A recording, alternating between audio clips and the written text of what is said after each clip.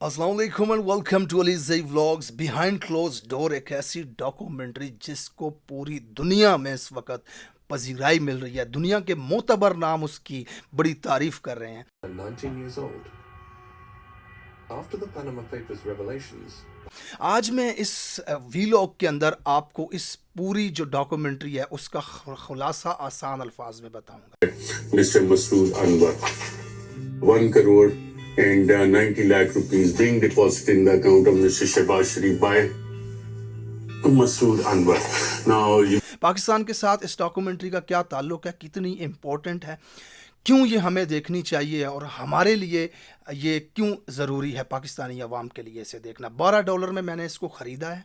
पाकिस्तान में मैं रेकमेंड करता हूँ आप तमाम लोगों को, आप इसे ज़रूर देखें। जो नहीं देख सकते लैंग्वेज या फिर कम्युनिकेशन गैप की वजह से, तो मैं उन्हें आसान अल्फाज में बताना चाहूँगा आज इस वीलॉग के अंदर कि एक्चुअली ये डॉक्यूमेंट्री हमें दिखाती क्या है।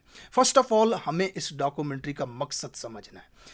ये डॉक्यूमेंट्री पाकिस्तान के लिए नहीं बनाई गई, पाकिस्तान में होने वाली करप्शन के ऊपर नहीं बनाई गई। इसका जो मकसद है, इसका मकसद ये है कि बरतानिया जैसे मुल्क और डेवलपिंग वर्ल्ड, जो डेवलप्ड वर्ल्ड है, यूरोप है या बरतानिया है, ये वो मुल्क हैं जो गरीब मुल्कों से लूट कर लाई गई दौलत को ना सिर्फ संभालते हैं बल्कि लूट कर लेकर के आने वालों को पनाह भी देते हैं और उन्हें रास्ता फराहम करते हैं।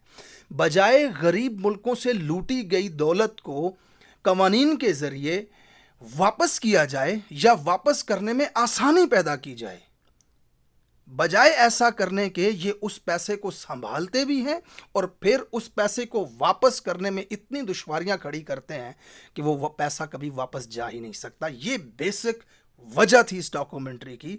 तो इस डॉक्यूमेंट्री के अंदर अगर किसी की करप्शन को एक्सपोज किया गया है तो वो इस मकसद के लिए नहीं किया गया। मेकर्स के साथ कोई उनकी ख़ास दुश्मनी नहीं थी। स्टोरी ये दिखा रहे थे कि बरतानिया और डेवलप्ड वर्ल्ड जो है वो कैसे गरीब मुल्कों से लौटे हुए पैसे को संभालती है और उसका तहफ़्फ़ुज़ करती है, इसके लिए बनाई गई। अब पाकिस्तान के साथ इसका क्या ताल्लुक़ है, ये बड़ा इंटरेस्टेड होने वाला है। इस इंटरेस्टिंग चीज़ के अंदर मैं आपको बताऊं, सबसे पहले इसके अंदर अरशद शरीफ के ऊपर बहुत देर तक कैमरा रखा जाता है, उनसे बहुत सारे सवाल और जवाब किए जाते हैं।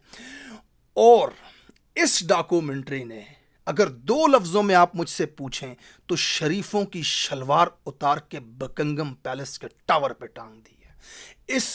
इस डॉक्यूमेंट्री ने शरीफों को बरहना कर दिया है पूरी दुनिया के सामने, इंग्लिश जानने और समझने वाले लोगों के सामने, डेवलप वर्ल्ड के सामने, गरीब मुल्कों की आवाम के सामने।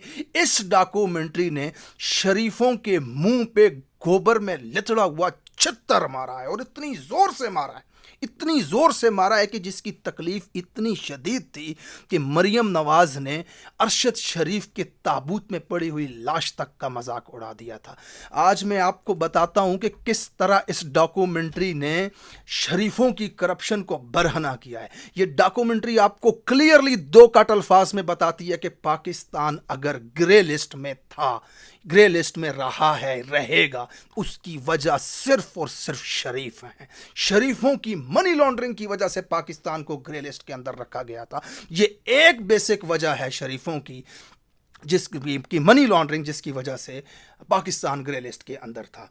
उसके बाद इस डॉक्यूमेंट्री को देखने के बाद मेरी एक बहुत बड़ी गलतफहमी दूर हो गई, बहुत सारे पाकिस्तानियों की हो जाएगी कि नवाज शरीफ, आसिफ अली जरदारी ये मुल्क के 3रे, 4थे और 5वें नंबर के सबसे अमीर तरीन लोग हैं। ऐसा बिल्कुल नहीं है। ये पाकिस्तान के सबसे अमीर तरीन लोग हैं। इनसे ज़्यादा पैसा पाकिस्तान में मियाँ मनशा, मलिक रियाज किसी के पास नहीं है। वजह यह है कि जितने भी बिजनेसमैन अगर हैं पाकिस्तान के अंदर अमीर तरीन, तो उनके पास मनी ट्रेल है, उनके बिजनेस की डिटेल है, हुकूमत को पता है, इदारों को पता है, दुनिया को पता है। इनके पास जो दौलत है वो ब्रीफ कैसों में छुपा करके, चोरी करके लेकर के ले जाई गई है बाहर। वो आज तक किसी को नहीं पता कि इनके पास कितनी दौलत है।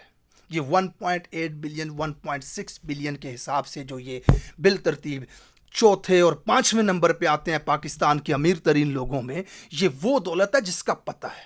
इसके अलावा इनकी दौलत दुबई, सऊदीया, इंग्लैंड और यूरोप के बाकी मुल्कों के अंदर कितनी तादाद में मनी लॉन्डर की जा चुकी है, उसका किसी को अंदाज़ा नहीं है।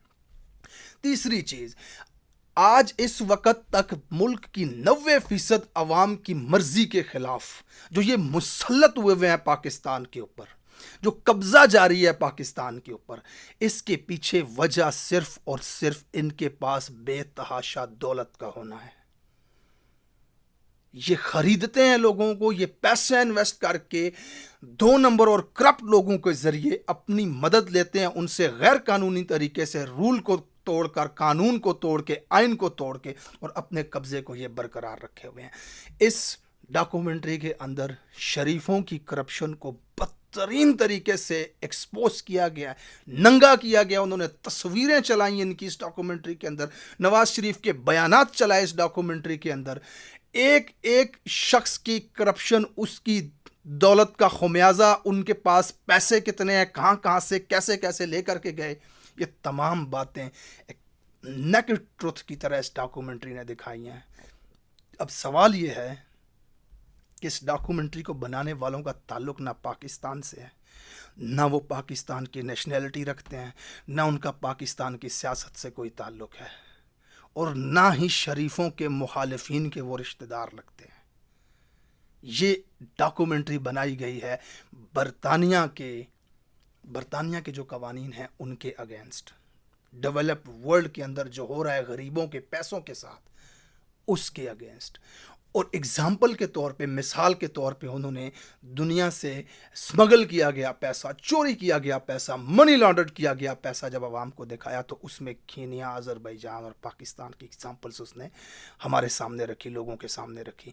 اور پاکستان کی جب اگزامپل انہوں نے رکھی تو شاید میکرز بھی اس فلم کو بناتے ہوئے دنگ رہ گئے ہوں گے کہ چور تو دنیا میں اور بھی ہیں، لیکن یہاں پہ کسی بہت ہی الگ قسم کے معیار کے چور پائے جاتے ہیں پاکستان کے اندر۔ اس ڈاکومنٹری کے اندر عمران خان صاحب کا انٹرویو بھی شامل کیا گیا۔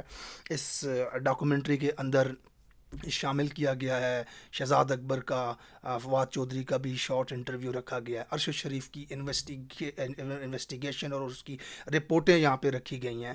اور اس کے علاوہ انہوں نے بتایا کہ FATF سے ہم نے بات کرنی چاہیے، انہوں نے ہم سے بات نہیں کی اس بارے میں۔ انہوں نے بتایا کہ ہم نے ممبرز پارلیمنٹ جو ہیں برطانیہ کے، ان سے بات کرنی چاہیے اس بارے میں، انہوں نے ہم سے بات نہیں کی کیونکہ ان کے اندر چور ہے، اس وجہ سے کہ اس جو ڈاکومنٹری کا جو پلاٹ تھا اس کو وہ ڈیفینڈ نہیں کر پاتے تھے اس چیز کو، اس لیے شاید وہ ان سے بات نہیں کر پائے۔